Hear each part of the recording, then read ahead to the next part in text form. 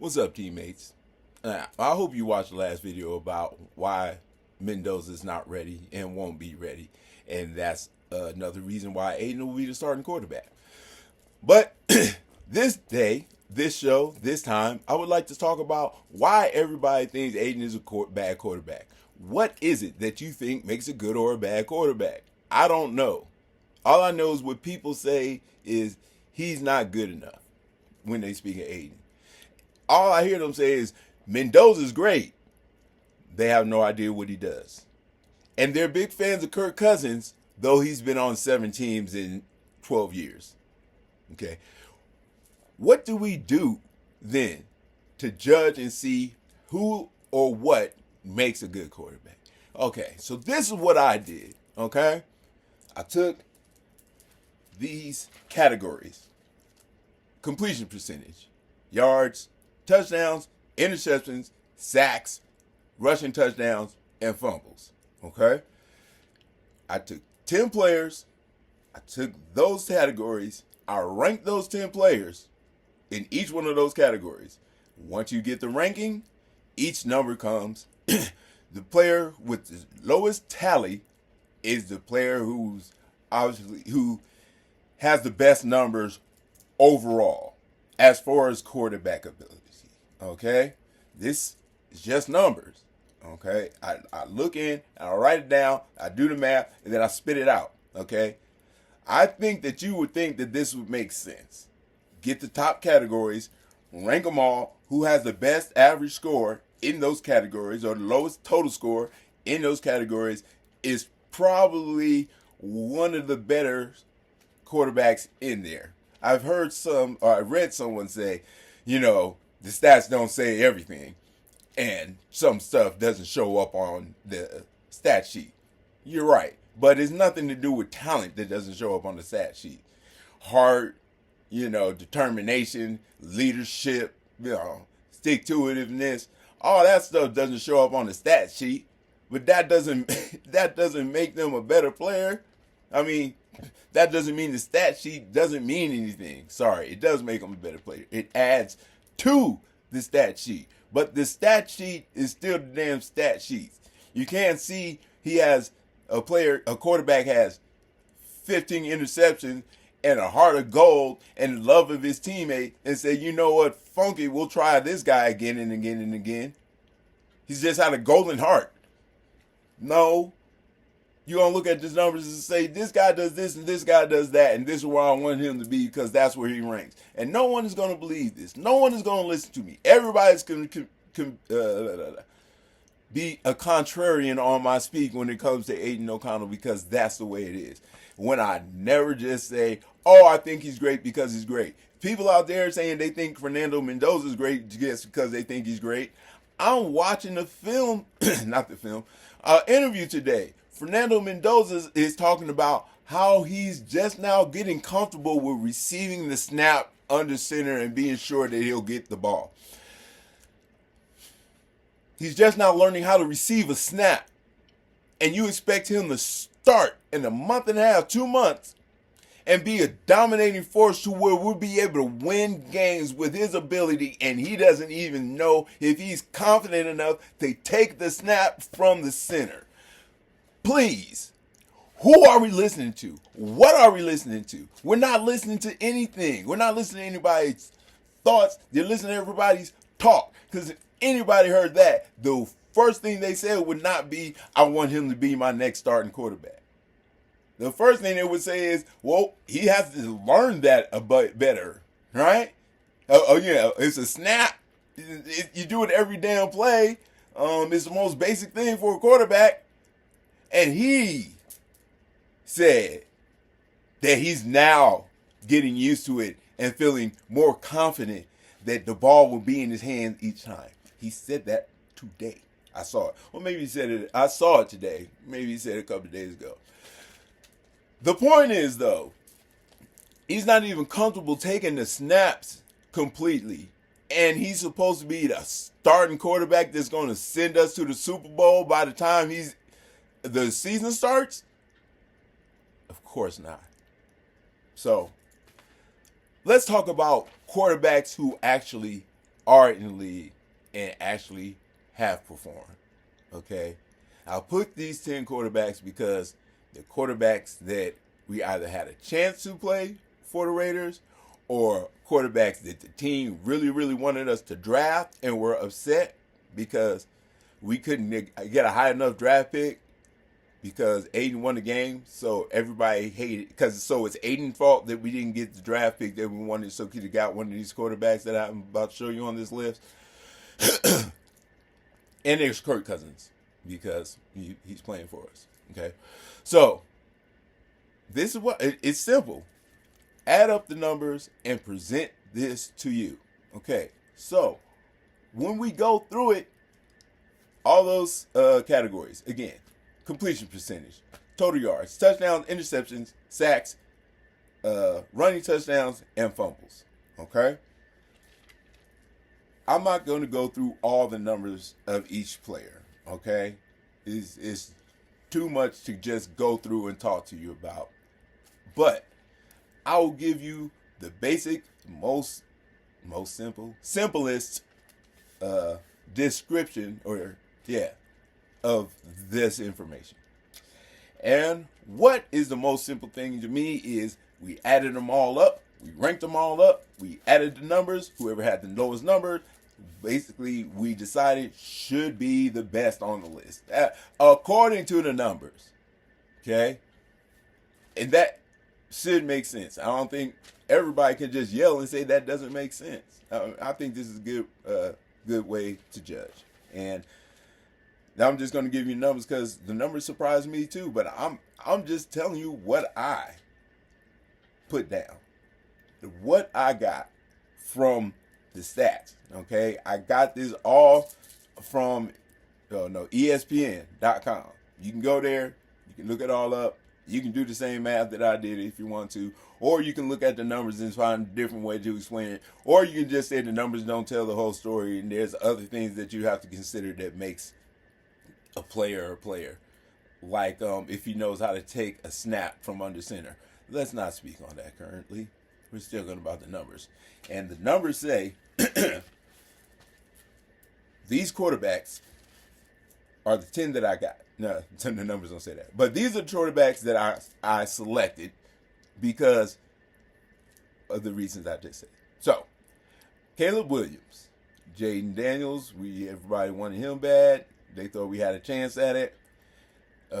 Drake May, people thought we were going to get him. Michael Penix, people were extremely mad that we didn't get Michael Penix. They just thought that was a guarantee.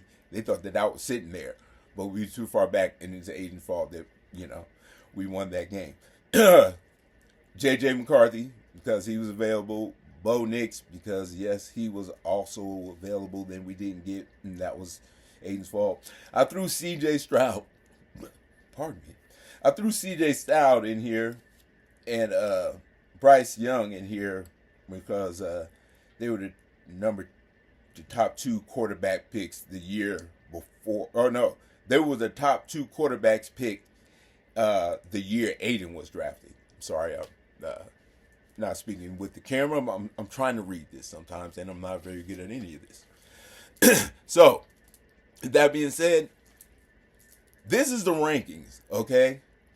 Should we go from 10 up? We're going to go from 10 up because if I go from 1 to 3, from 1 to 10, I'm not going to keep your attention. All right, so number 10, worst quarterback on the list is J.J. McCarthy, and that's really not a surprise to anybody. I should think that. I think his team will put him there. Number 9 on the list, kind of a surprise, but not necessarily because he's still young, he's still getting into it, and he keeps getting hurt. But according to those numbers, those stats, and the rankings, and the numbers when we put it together, Jaden Daniels comes in at 9. Okay? We'll step up to the next level, which is number 8. And although this kid has performed well in these last 7 games, they were happy to get him to where he was. He had a much better year this year than last year. But according to the list, he's still the 8th best quarterback, and that's Caleb Williams. Why, though? Because sometimes you're like, oh my God, why? That's ridiculous. So I'll just tell at least a little breakdown of why Caleb Williams is so low. Caleb Williams is so low because his pass percentage is very, very bad. Okay, he's at 56 pass percentage. He should have touchdowns in that game. I didn't see any. It wasn't in the stats. So all I can do is judge those games. I'm sure he had rushing touchdowns before in this season. He just didn't have it in these 7 games, so that made him the worst rusher. Okay? So yes, stats don't always say everything each time. He's a better rusher than that, I believe. But in this instance, at this time frame, he didn't use that ability to score a touchdown. And 7 games is a lot of games. I mean, that's just over half the season. The only reason, or just under half the season, the only reason I didn't go further than that is because I wanted to make it reflective of specifically Kirk Cousins' 7-game return. Because that's who we're comparing everybody against, what we're going to get out of Kirk Cousins versus any of these people who we could have had and Aiden O'Connell, who we actually do have. Okay, so coming up at number 7, who it was a fan favorite when his chance was coming up, it was Michael Penix. They thought that we going to have a chance at him in the draft. Fans was just hollering up in arms saying that we better get Michael Penix when we get a chance to get Michael Penix because he's so dynamic. And he's number 7 on this list. Why? Well, he's not terrible at everything, but he's really not good at anything. You know, he comes in on this list in the only category he was above 5. What is this? Sacks? Yeah, he was number 3 in sacks. So he wasn't taking sacks in this time in those 7 games. So that is the only thing that really helped him to be in the upper level around with the other quarterbacks on this list. Otherwise, he's ranked 7th, 8th, and 9th in 3 different categories. So that's not going to help. That's not going to get him anywhere. That's a lot of points to go up on. That's number 7. Let's go to number 6. Number 6 on this list is Kirk Cousins. Kirk Cousins is number 6 because he fumbles the ball, he throws picks. And that's it. That's his biggest problem. Is turnovers, which is the biggest problem a quarterback can have. Right? You don't want what is this? 7, 6. You don't need 8 turnovers in 7 games. You don't need that. That's not going to get you anywhere. It's not going to help. It's not going to help at all. It's a bad thing, as a matter of fact. And that's what Kirk Cousins is, as far as the turnovers go. And he's ranked extremely low with that. And he gets sacked. But that's another story for another time. And that is what makes him the number 6. Number 5 on the list with 41 points total. And, you know, I didn't give the points out for everybody else. I guess I should at the end. But with the total of 41 points, C.J. Stroud comes in at number 5. C.J. Stroud's only real shortcomings are he didn't have much as many yards and as many touchdowns. That's where he was ranked 8th and 9th. And those were ballooned his numbers and made it hard for him to get higher than what he is. But 5th is not bad. 4th is Bryce Young. Bryce Young was pretty high in most of the categories, which is why he's pretty high here. And he took the most amount of sacks, so that's what hurt him. But that's what really pushed him down to 4 is the sacks that he took. All right, number 3. You don't believe me and I don't care. I just did the damn numbers, okay? Number 3 is Aiden O'Connell, okay? Aiden's biggest problem is that he can't run. Imagine that. He worked 8th in rushing touchdowns, 8 out of 10. And the only reason I'll put him at 8 is because if there was a tie, the quarterback that had the higher completion percentage is the quarterback that got the higher ranking. So if there was 3 guys that had, 3 interceptions, whoever had the best completion percentage got the lowest number. Okay. So, believe it or not, care about it or not, I don't care what you care about. Aiden O'Connell is number 3. Why? Because he was number 1 in interceptions and fumbles. 1 interception where everyone else had at least 3. 0 fumbles where everybody else had at least 1. There's that good thing about not being able to run. You're not going to put the ball on the ground that much. But that you're not going to get the benefit of being able to run. You're not going to get those, those 5-yard scampers that get you first down when when the defense got their back turned to you. That doesn't show up on the stat sheets. Right? But what does show up on the stat sheet is those numbers in that ranking. Number 2 on the list is Bo Nix, but that makes a whole lot of sense, doesn't it? He's had a good season. You got a good coach. You got everything going for him. Bo Nix is a good quarterback. He's accurate. There's no reason why he shouldn't be number 2 on this list, and he is. Number 1 on this list is, of course, Drake May, and why wouldn't it be? Dude went to the Super Bowl. He had a really good coach. They had a really good offensive scheme. They knew how to make things happen, and they did it. Did it very well. Okay? And I said a couple of numbers, but I'll just come with the overall numbers just for the sake of you knowing and seeing where everybody was. Okay? And I'm not in no particular order, okay? Let's see. Caleb Williams, his overall score was 46. Jaden Daniels, overall score, 46. Drake May, overall score, 13. That's pretty impressive. Let me put this over here so maybe I can look at you and use this thing like a teleprompter on this one. Where we at? Michael Penix, 43 points. After Mike Penix, J.J. McCarthy, who got 59 points. It's obvious that he was the worst.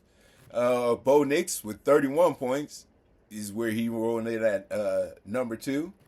C.J. Stroud with 41 points was able to pitch him at number 5. Aiden O'Connell with 34 points was able to put him at number 3. Kirk Cousins with 42 points took him to 6. And at the bottom of this list is Bryce Young, who at 39 points got himself up to 4th on this list, according to the stats and the ranking of the system. Now, if that doesn't make sense to you, then that's fine. But this is the comparison between that quarterback and the other quarterbacks with him. Okay? That's my son. So, look at those numbers. Then think about the intangibles that don't show up on the sheet. Like, whatever, heart or speed or scramble ability or the setup that they're in or who their head coach is or how they got drafted or, let's try to just keep the numbers in a vacuum, okay? Because everybody got their bonuses and negatives. We can say Drake May got great numbers, but he also got the best coaching of everybody. But that's taken away from Drake May's numbers, isn't it? You can say Bo Nix, of course, he got the second best numbers. He got a quarterback guru telling him what to do all the time. But that's not fair because you're taking away from his achievements. Then you could also say that Aiden O'Connell had a head coach that hated him, a head coach that screwed him over, a general manager that was trying to help and try to get him kicked off the team. Or not kicked off the team. We could basically say he was trying to get him kicked off the team. He was trying to make sure he wasn't the starter quarterback. I'm talking about Tank Telesco. When he came in, he did his thing. What I'm saying is, we can say somebody's route was easy, so I can discount their numbers. We can say somebody's route was hard, so you should boost their numbers. I'm not going to say either one of those things. I'm going to say the numbers are the numbers, and you make the decision, and you don't even have to make the decision. The numbers are the numbers. Check them, like them, love them, hate them, leave them. Pluck them. I don't care. I did the work, and this is what it says. If you think I'm wrong, you're wrong. But seriously, that's the way this worked out. Okay? I didn't expect Aiden to be that high. I was hoping he wouldn't be lower than 7. So I could say at least he's average. Below average, next to average. He wasn't the worst, right? Middle of the lane. I was hoping that. The number 3 is the number 3, and that's what you get. Okay? Go do your own studies. Figure out your own thing. So show me what doesn't show up on the stat sheet that makes these numbers make no sense. Please, somebody, anybody, everybody. Okay? Nobody? Probably. But it's not many people anyway. Thanks again for the 84 views on the first one. We'll see what happens to the second one. Hopefully you watch that, because it's to me, it's a good definition and explanation of what Mendoza is, where he's going to be, and why he's not there. Okay? And this is the factual understanding of someone who knows what they're talking about, not someone who's listening to everybody else talk. Right? So, in the end, I'm right. But seriously, in the end, we will see what Clint Kubiak goes with, and that's really all we can wait and see. But what we do know is, according to this list, Aiden O'Connell's better than Kirk, and Fernando Mendoza is just now getting comfortable with receiving snaps under the quarterback. Under center. So, maybe I'm crazy. Right? Forget the numbers, and we'll forget the stats. We'll forget the record. We'll forget all of that. And we'll just say, I'm crazy. Everybody has a better idea because they all watched such good films and took such good notes. And they're so knowledgeable in the sports. All right. So anyway, I'll be right. I'll win. And I don't win them all. Okay? The clouds get dark. But when you're looking for the bright side, come to the silver lining. That's my phone and my son. So I'm going to get off of here. The Raiderlorian is out.